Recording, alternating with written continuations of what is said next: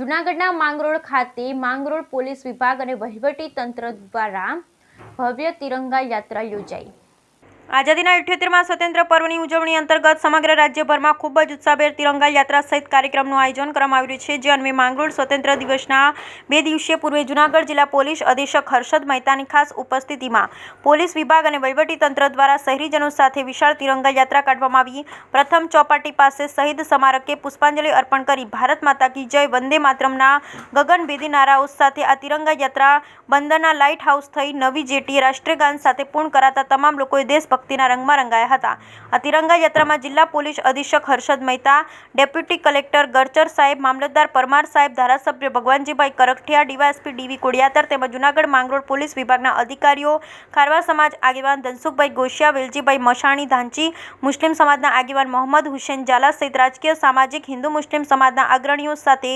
વિવિધ શાળાના વિદ્યાર્થીઓ, મદ્રેસાના બાળકો અને મોટી સંખ્યામાં રાષ્ટ્રીય પ્રેમી લોકો અને પોલીસ જવાનોની હાજરીમાં વિશાળ તિરંગા યાત્રામાં વંદે માતરમ, ભારત માતા કી જયના ગગનભેદી નારા સાથે યોજાતા સમગ્ર વાતાવરણ દેશભક્તિમય બન્યું હતું। યાત્રાના અંતે જિલ્લા પોલીસ વડાએ સૌને શુભેચ્છા પાઠવી ડેપ્યુટી કલેક્ટર કેશોદ દ્વારા તિરંગા યાત્રામાં જોડાવા બદલ સૌનો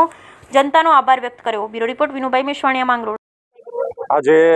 માંગરોળના શહીદ સ્મારકથી શરૂ કરી દરિયાઈ જેટી સુધી જે તિરંગા યાત્રાનું આયોજન કર્યું છે, તેમાં તમામ સમાજ, તમામ ધર્મના લોકો, સ્કૂલના બાળકો, યુવાનોએ, માતાઓ અને દીકરીઓએ પણ ખૂબ મોટી સંખ્યામાં ભાગ લીધો છે। આ સફળ એવા આયોજન બદલ કેશોદ પ્રાંત શ્રી ગળચર સાહેબ અને અમારે ડીવાયએસપી શ્રી કોડિયાતર સાહેબ બંનેની ટીમને હું અભિનંદન આપું છું। સૌથી વધારે અભિનંદન હું અહીંયા માંગરોળના તમામ સમાજ અને ધર્મના આગેવાનશ્રીઓને આપું છું કે ખૂબ મોટી સંખ્યામાં બાળકો અને યુવાનોમાં ઘર સુધી આ તિરંગાનું એક મહાત્મ્ય પહોંચે। આ તિરંગા એ દેશને શું આપ્યું છે,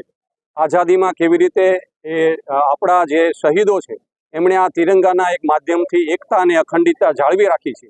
એ આજે અને આગામી દિવસોમાં પણ આ એકતા અને અખંડિતતા જળવાઈ રહે એ માટેનું આગામી 78મો સ્વાતંત્ર્ય દિવસની આ 2 દિવસ પૂર્વે હર ઘર તિરંગાના ભાગરૂપે